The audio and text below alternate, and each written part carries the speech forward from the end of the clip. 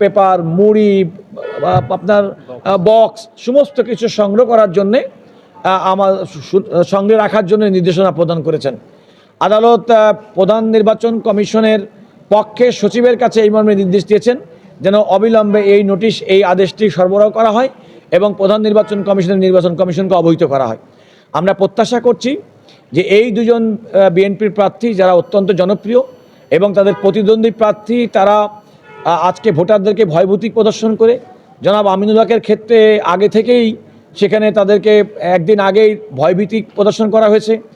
ওনার যে সমস্ত কেন্দ্র থেকে যে ফলাফল প্রকাশ করা হয়েছে সেখানে কোনো এজেন্টের স্বাক্ষর গ্রহণ করা হয়নি এবং এজেন্টদেরকে অনেক ক্ষেত্রে বের করে দেওয়া হয়েছে, এজেন্টদেরকে সুযোগ দেওয়া হয়নি।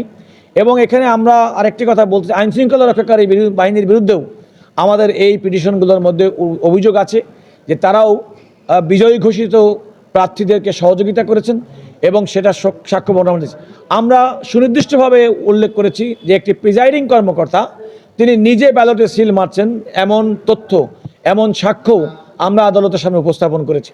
আমরা বিশ্বাস করি যে বিএনপির এই দুজন প্রার্থী এই নির্বাচনী পিটিশন আইনানুগ পদ্ধতির মাধ্যমে যেটি আমরা দায়ের করেছি তার চূড়ান্ত বিবেচনায় তারা নির্বাচিত ঘোষিত হবেন।